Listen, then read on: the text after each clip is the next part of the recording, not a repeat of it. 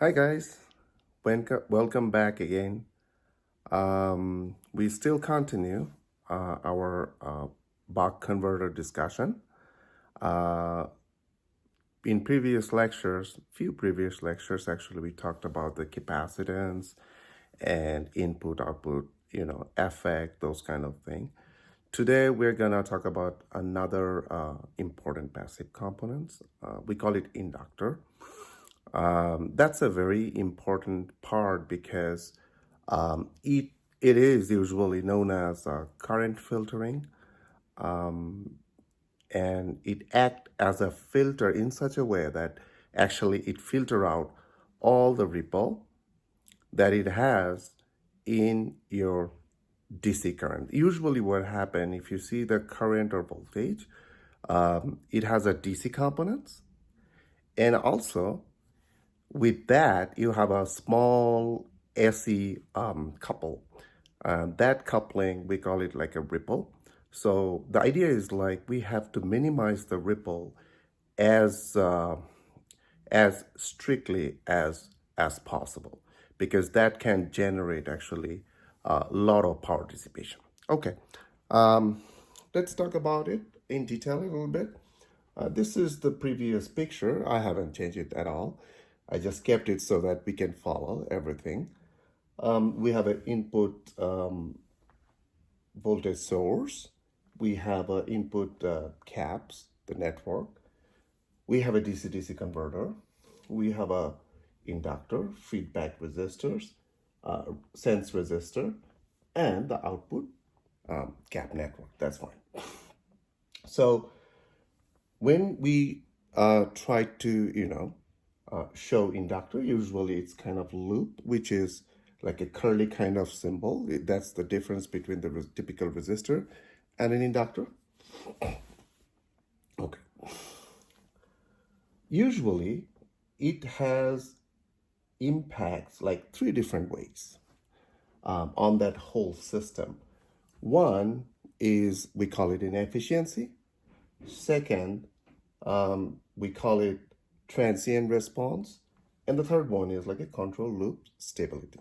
Okay, let's talk about little bit about these three ideas. Efficiency means like how much power you have in your input and how much you convert that one into your output, right? So if you have say 1 watt for the sake of arguments, and if you convert it into like a 1 watt as an output, that means your efficiency is 100%, right? But the thing is like there is no such thing in reality. You have loss of power, like due to the heat dissipation, power dissipation, those kind of thing. Okay, but usually we wanted to make sure that, but we wanted to choose in such a way that it's in our operating region, it should be like 95% or above conversion rate. That's fine. The problem is if you don't do a good job, particularly selecting or designing the inductor, one of the thing is it has an impact in efficiency directly. That means if it's inefficient, that means it will dissipate a lot of energy here and outputting like less amount of power, meaning the conversion rate is extremely low. So it can definitely impact the efficiency if you don't do it like, properly. Secondly, the transient response, meaning if there is a dissipation inside the inductor because of like a high ripple current, and another term we're going to talk about it, core saturation. If you have a saturation unexpectedly, then what happened? It has an impact in such a way that even though you apply a little bit like an output current, and you will see a huge deviation in your voltage, like a delta V is really high. But if you maintain the good transient response, it should be in the other way, meaning like your delta V has to be extremely small within your limit when you change your eye. Okay. So it definitely impacts the transient response. Okay. Third one is like a control loop structure, meaning if it's not doing its job, if it's not filtering out your ripple current, then all the noise it actually passes through your noises, meaning it bypassing your noises, towards your output. So it's ignoring the feedback network. That means it's not actually helping you, particularly in feeding back to the converter, so that you can have those compensation, uh, so that your unwanted noise has been removed from your output voltage, or like a current, something like that. So you are losing your control loop compensation or loop stability. That's a very important thing, particularly if you wanted to have a stable DC-DC converter. Okay. Now, take a look at that core saturation. I wrote it there. Core saturation means if you think about the inductor actually a coil, right? So it's you can have it like in two different ways most of the time. One is like a solid iron core, like coiling around, or sometimes people use like a ferrite powder. Okay, we're not gonna talk about like which one is better or which one is not right now, but you have to choose based on your requirement and efficiency which material should be more fitted to your system. Okay. Core saturation meant if you design it in such a way that you are underestimated.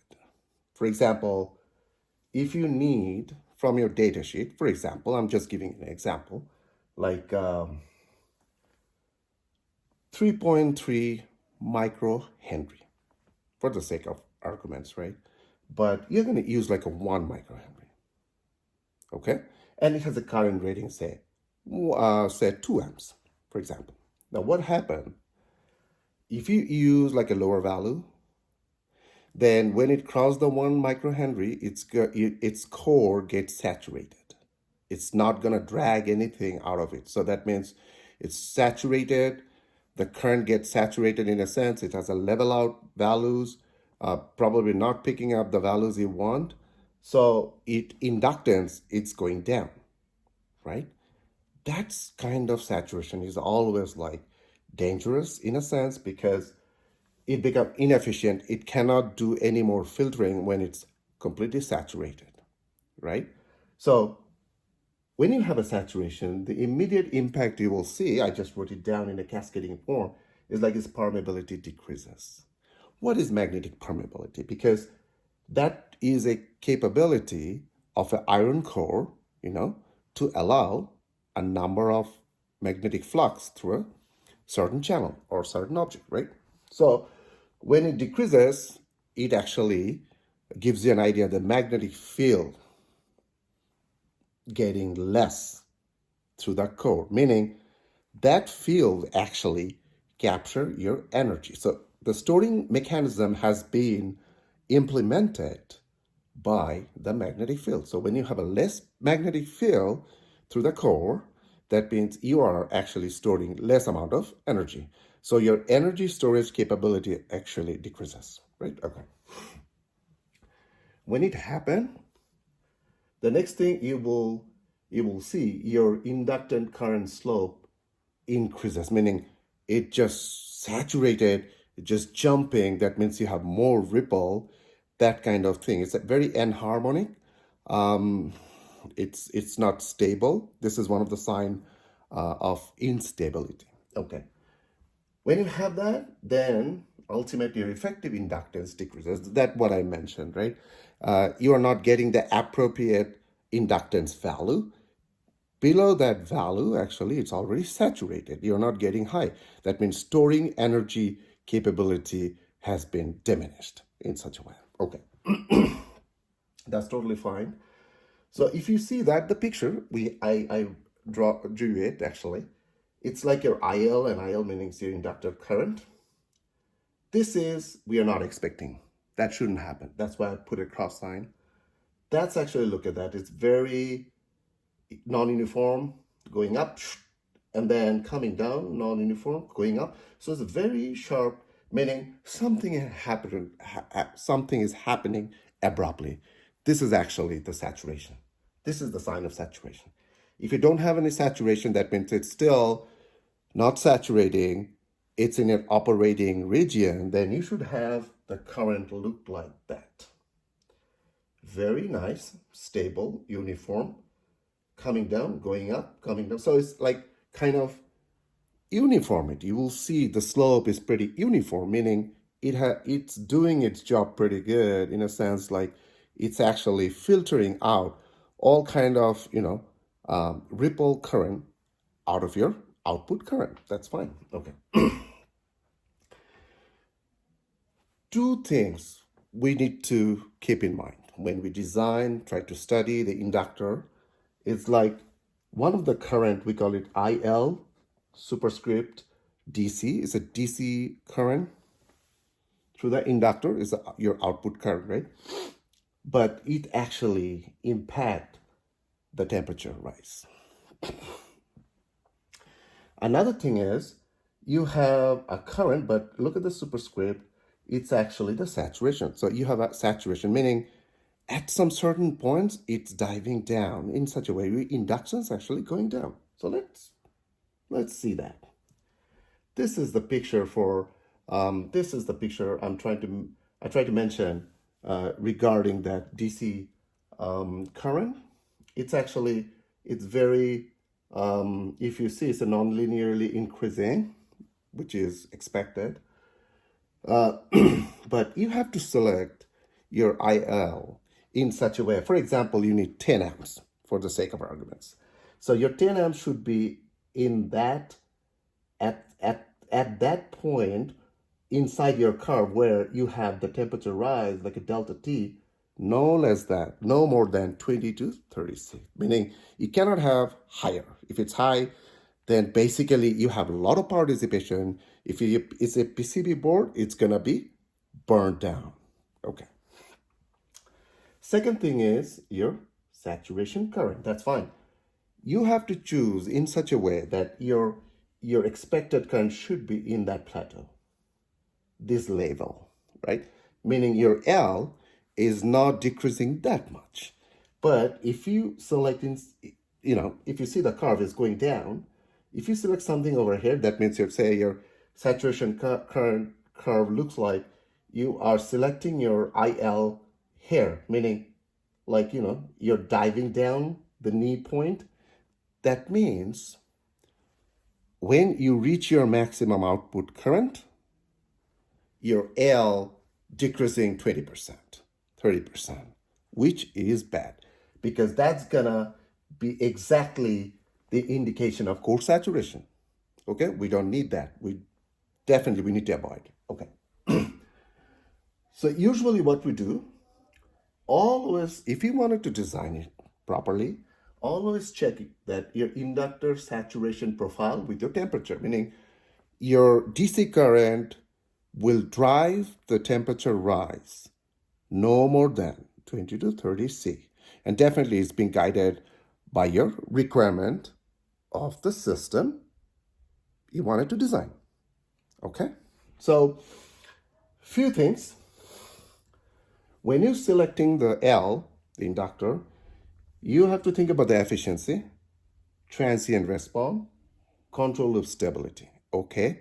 And you want to make sure that it's not gonna do core saturation before reaching the limit.